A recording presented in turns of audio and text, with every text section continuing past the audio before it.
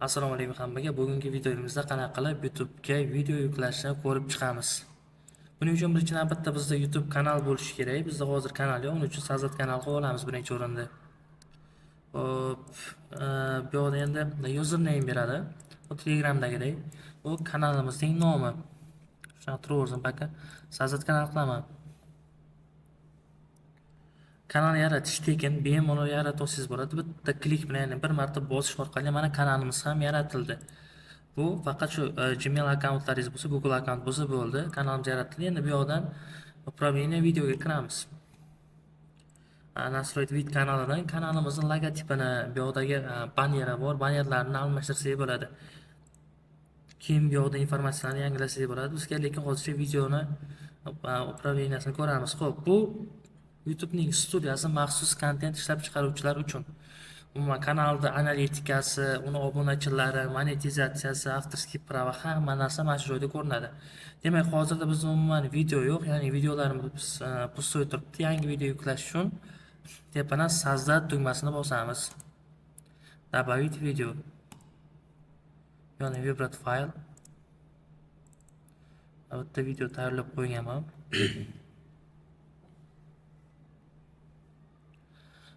Xo'p, endi bu poliyalarni to'ldirib chiqishimiz kerak. Birinchi o'rinda videomizning nomi. Men bu yuklayotgan videomizda iPhone'da, ya'ni iOS 18 da chiqqan maxsus funksiyani gapirib chiqqanman. O'shaning uchun o'shani nomini yozib qo'yamiz. iOS 18 dagi nomi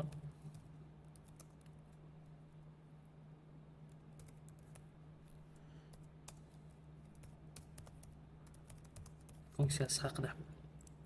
Bu yerda endi описанияsi, description yozishimiz kerak. Endi hamma har xil ko'pchilik kanallarning linklarini yozib qo'yadi bu joyga. Hop, videomiz yuklandi. Endi bu yerda nima jarayonlar ketadi, nomini yozdik. Bizga описание hozir shart emas.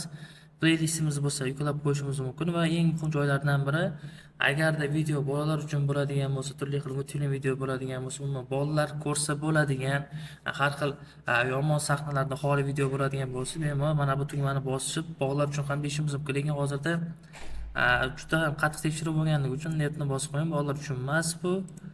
Hop, yosh chegaralari bizga bu yoq faqat teginmaymiz. Doполнительныйga o'tadigan bo'lsa, bu yoqda subtitrlar qo'shishimiz mumkin. Bular ham bizga shart emas. Proverka degan narsa bor.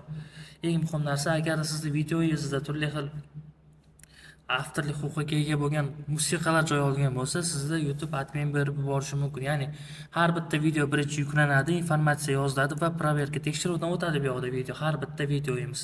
Ya'ni turli xil yomon sahnalar mavjud emasmi, musiqalar yoki umuman kadrlar boshqa bir kanalga, boshqa bir videoga avtorskiy bor, ularga tegishli emas, hammasi tekshirib chiqadi.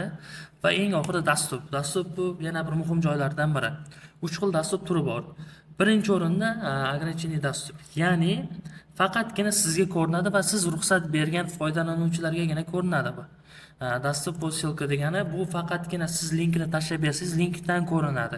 Ya'ni qidirganda chiqmaydi mana bu ikkalasidan umuman. Qidirganda chiqmaydi. Bittasi umuman faqat sizga ko'rinsa, ikkinchisi faqatgina link orqali ko'rsangiz bo'ladi. Bu nima uchun ishlatsangiz bo'ladi? Masalan, siz to'yingizni videosini yuklayapsiz.